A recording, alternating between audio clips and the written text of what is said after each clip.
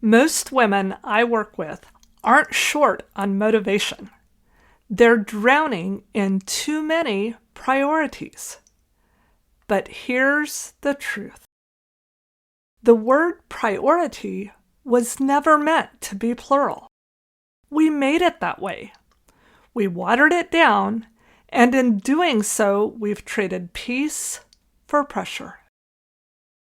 Planning your week isn't about doing everything. It's about taking back responsibility and choosing the one thing that matters most this week. Not because it's easy, but because it's time to stop surviving and start responding with intention.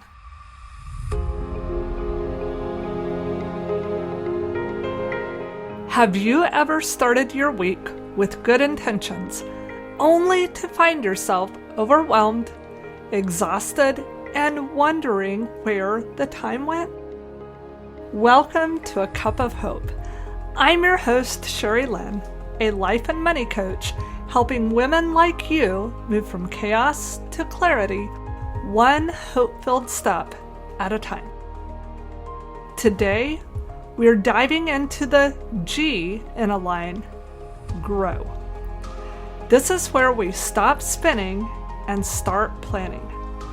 We're going to talk about weekly rhythms, how to create a plan that reflects your values, and what it means to grow with intention, not perfection. In this episode, you'll learn how to turn your values and vision into simple, weekly rhythms that actually work. We'll talk about how to plan with intention, create margin for what matters most, and take action without the pressure of perfection. Whether you feel overwhelmed or stuck, this episode will help you move forward with grace and clarity. My friend, this is where intention meets preparation. You've done the hard work in assess, learn, and identify. Now it's time to put those values and priorities into motion. Grow equals creating the game plan. And that means designing rhythms and routines that align with your values, creating margin for what matters most, and preparing for obstacles instead of being surprised by them. As Colossians 3:23 and 24 remind us, whatever you do, work at it with all your heart, as working for the Lord, not for human masters. It is the Lord Christ you are serving. This kind of planning isn't about hustle. It's about honoring what matters with heart and intention. Proverbs 21:5 says, "Good planning and hard work lead to prosperity, but hasty shortcuts lead to poverty." We don't plan to control everything. We plan so we can show up with peace and purpose. So let's talk about priorities for a second. Many of us have long to-do lists that honestly just add to our overwhelm. But the word priority was originally singular. It meant the one thing that mattered most. And when we try to give equal attention to everything, we dilute our impact and drain our energy. Ask me how I know. In the book Winning the Week, one of my favorite planning frameworks, this singular priority is called your leveraged priority. But around here, we're going to start with something smaller, something I like to call a micro move. It's just one small, intentional step you choose to take this week that moves your life forward. Just one. Let me say that again. It's one small, intentional step you choose to take this week that moves your life forward. You see, as you build clarity and confidence, that micro move can grow into something bigger, what I call your power priority. That's the one focused action that makes the biggest impact on your week. Now, I get it, especially for women. It's hard to choose just one thing. Everything feels important. But when we do choose, we move out of that place of overwhelm and into agency. Like Dr. Henry Cloud says, we become response-able, able to respond with wisdom and intention instead of just reacting to everything around us. Proverbs 24:27 says, "Put your outdoor work in order and get your fields ready. After that, build your house." That's what we're doing when we pause, plan, and prepare before jumping into a new week. So let me give you a picture from my own life. A couple years ago, a friend gave me strawberry plants she had thinned from her garden. I had a spot in my own yard, but no soil yet, so I did the work. I researched, I bought the dirt, and planted the berries. Now, not all of them survived that first fall, but in the spring, the ones that did survive were thriving. They began to spread and fill in the gaps. The next year, I learned that pine needles, something I had in abundance, made great mulch for strawberries. That one new insight changed everything. Fewer weeds, more moisture, and better fruit. But this year, I noticed something new. After the big harvest, the leaves on the outer edge of the strawberry patch were being eaten. At first glance, everything seemed like it was going great. But then I noticed the leaves were turning brown. Suddenly, I was dealing with crowding, poor circulation, and root systems that were competing for nutrients. I've learned something. Just because something is growing doesn't mean it's healthy. Sometimes the fruit of a previous season creates too much, too fast, and unless we pause to observe, thin out, and create margin, it all starts breaking down. This is what planning does. It helps you notice the edges of your life that are being eaten away. The overgrowth in the middle that's crowding out what matters. The leaves turning brown, they were the clue. They were the observation. And it was just data. From there, I learned that crowding was the problem, and that problem was easily fixable. It's just like life. We never truly arrive or get it all done. We're constantly assessing the data we're given, and we either learn, adjust, and observe the next outcome, or we ignore it and risk burnout, discouragement, or being taken out altogether. And here's the key. I'm not judging my garden. I'm just reading the data. What needs support? What needs air? And what needs to be thinned? This is what weekly planning gives us. A chance to respond instead of react. To steward instead of strive.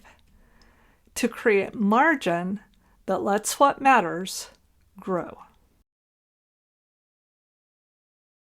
So let's make this practical. What is your micro move this week?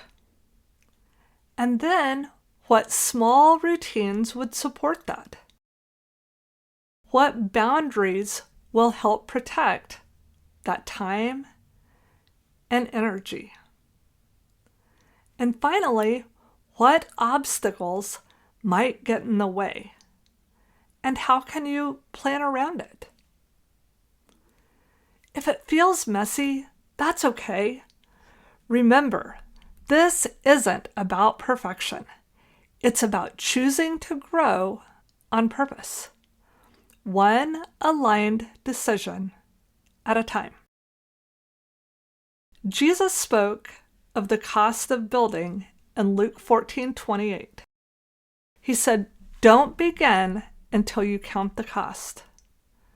So before you commit to another busy week, take a moment to count the cost. What's at stake if you don't plan? What fruit might be possible if you do?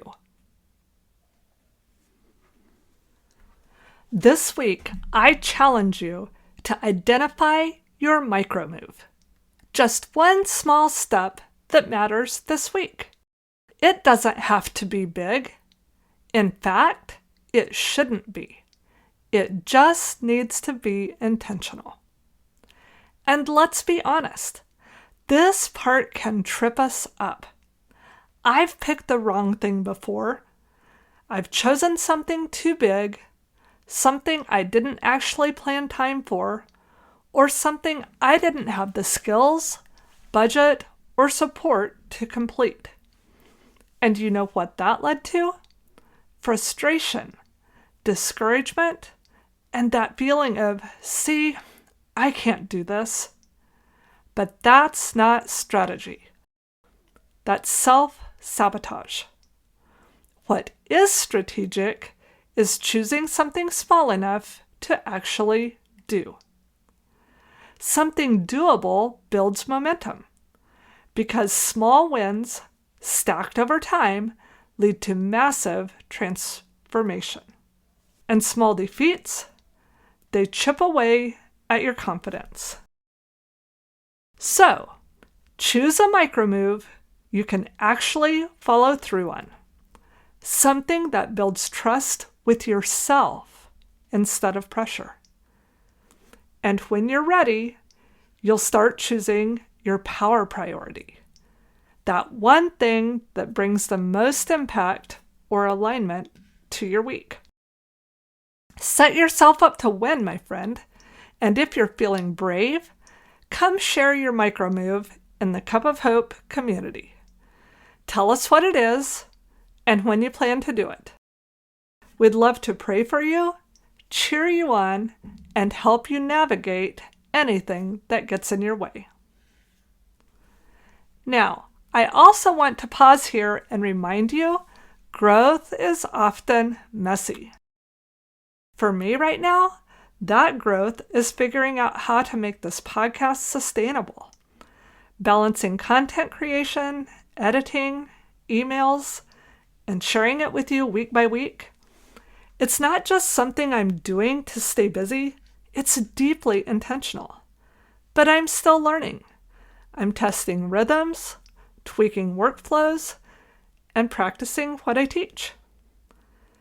And maybe your version of growth looks completely different. Maybe you're going back to school or getting a new certification. Maybe you're figuring out how to navigate life after a big transition.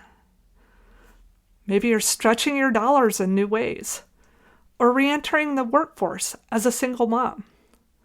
Whatever your version looks like, if it feels messy, that doesn't mean it's wrong. Growth is often uncomfortable, but that doesn't mean it isn't good. Just because it's hard doesn't mean it's the wrong path. Sometimes the hardest steps are the most aligned ones. Let me say that again. Just because it's hard doesn't mean it's the wrong path. Sometimes the hardest steps are the most aligned ones. Friend, you're not failing, you're growing, and you're not alone. Speaking of growth and rhythms, I want to give you a little peek behind the curtain of something I've built into my calendar this month. For years, I've set aside time at the end of the year to reflect, reset, and seek God's direction. Then, a few years ago, one of my coaches, Kel Sadicki, introduced the idea of a CEO retreat, intentionally blocking out time, planning the space you'll do it, even what you'll eat, and using specific tools, reflecting, and realigning. I was already doing something similar, but her approach challenged me to make it more intentional and more frequent. She encouraged us to start with a yearly version and then work towards making it quarterly. That idea stuck with me. So at the end of this month, I'm taking a day and a half for my own mid-year retreat. I'll be looking back over the last 6 months, what's worked, what's shifted, and what needs to realign moving forward. I don't just teach rhythms, I live them. And I believe every woman needs space to step away from the noise and ask, what matters most right now? I'll tell you more about how I structure that time in next week's episode. And I'll give you some simple ideas to create your own version, no matter your season or situation.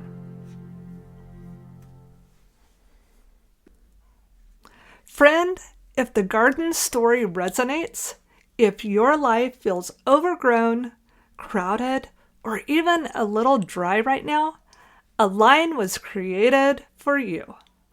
I'd love to invite you to join the waitlist for the Align Reset group. It's my 7-week group coaching experience designed to help you create a values-based game plan for your life. You don't have to figure it out alone. I'll walk with you, step by step.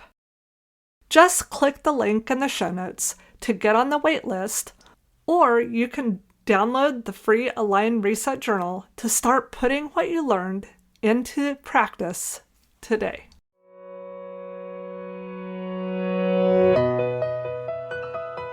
If no one has told you this today, I'm so proud of you. You're showing up, and you're leaning in. Even more importantly, you're growing, even if it doesn't feel like it yet. Remember, God can take the broken pieces of your story and create something more beautiful than you ever imagined. Until next time, I'm Sherry Lynn, and this is A Cup of Hope.